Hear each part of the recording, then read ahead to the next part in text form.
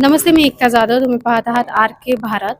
मी MIT college Kothrud कॅम्पसमध्ये आहे. आज भारतीय छात्र संसदेचा दुसरा दिवस आहे.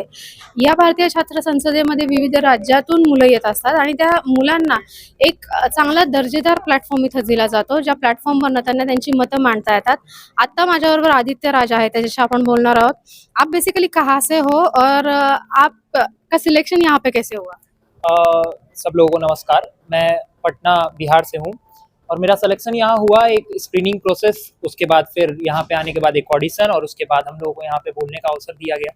बहुत बढ़िया मंच है, विशेषता इसलिए भी क्योंकि विश्व के सबसे बड़े युवा शक्ति संपन्न राष्ट्र में कोई ऐसा मंच नहीं है जहाँ युवाओं को डायरेक्ट रिप्रेजेंटेटिव के रूप में बुलाया जाता हो। एक पार्लियामेंट में नेशनल यूथ पार्लियामेंट फेस्टिवल है जो BCS से ही प्रेरणा लेकर के शुरुआत की गई है। मैंने वहाँ पे भी बिहार का नेतृत्व किया था 2023 में, और इस वर्ष ईश्वर की कृपा से ये पुणे की भूमि मेरी माता श्री की जन्मभूमि भी है, तो यहाँ आने का भी सौभाग्य मिला और MIT पुणे का सिलेक्शन करने के लिए बहुत बहुत धन्यवाद करना चाहूँगा। कब पता चला, इसी साल आपको पता चला इस प्रोग्राम के बारे में, या कब पता चला था, कब से ट्राई कर रहे थे और इस साल आपको आने का मौका मिला? इस मंच के बारे में पता था, लेकिन ये नहीं पता था कि ये हमारे लिए है। तो हमने कभी पार्टिसिपेट नहीं किया, कभी इसके बारे में सोचा नहीं। हमें लगता था कि ये कोई कार्यक्रम होता होगा, परंतु पिछले साल जब नेशनल यूथ पार्लियामेंट में गए तो उसके बाद से चीजें पता चलना शुरू हुई और उसके बाद पता चला कि BCS जैसा एक ऐसा भी मंच है जहां छात्रों को अपनी वाणी को निखार देने का एक अवसर मिलता है।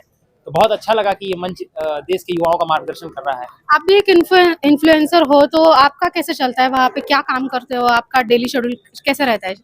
वर्तमान में मैं युवा वाहिनी भारत का राष्ट्रीय अध्यक्ष हूँ और युवा वाहिनी भारत बनाने के पीछे का लक्ष्य ये था कि पूरे भारत में युवाओं का प्रतिनिधित्व करता हुआ ना कोई आयोग है, ना कोई ऐसा संगठन है जो अपने आप को ऑफिशियल रिप्रेजेंटेटिव ऑफ यूथ बताता हो।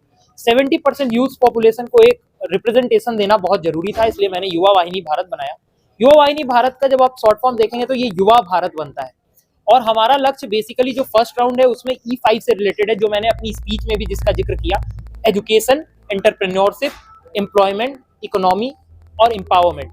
अपने आप में एजुकेशन से शुरू होकर एम्पावरमेंट पे पहुंचने वाली ये यात्रा विकास की यात्रा है और यही पूरे भारत के युवाओं को इस समय सबसे ज्यादा महत्वपूर्ण है उनके लिए। क्या लगता है इस प्लेटफॉर्म से आपको कैसे मदद होगी, बाकी युवाओं को कैसे मदद होगी, और ऐसे प्लेटफॉर्म हर जगह पे शुरू होने चाहिए? बिल्कुल होने चाहिए, इसलिए होने चाहिए क्योंकि हमारे देश में राजनीति में जब युवा आने की कोशिश करता है तो सबसे पहली बात उससे कही जाती है कि तुम तो अभी बच्चे हो, तुम क्या राजनीति करोगे। तो उस दौर में जब युवाओं को कहीं कोई बोलने नहीं देता, कहीं कोई सुनना नहीं चाहता, उस दौर में भी एक मंच ऐसा है जो अपने आप में छात्र संसद के नाम से युवाओं को बोलने का अवसर दे रहा है, तो निश्चित तौर पे ऐसे मंच देश के हर क्षेत्र में, गांव के स्तर पर होने चाहिए, ताकि हर बच्चे का रिप्रेजेंटेशन, हर युवा का रिप्रेजेंटेशन देश के कोने कोने तक पहुंच सके। आप इस कॉन्फ्रेंस से क्या लेके जा रहे हो अभी? अनुभव। कैसा रहेगा वो अनुभव? अनुभव ऐसा रहेगा कि आने वाले भविष्य में समाज के लिए बहुत बेहतर कर पाऊंगा। नक्कीच. तुम्ही जसं की पाहिलं की वेगवेगळ्या राज्यातनं प्रतिनिधी इथं येऊन ही बोलतायत आणि युवांसाठी आज प्लॅटफॉर्म नाहीये, ते प्लॅटफॉर्म उपलब्ध करून देण्याचा मार्ग MIT मोकळा करतो. एकता जाधव, RK भारत.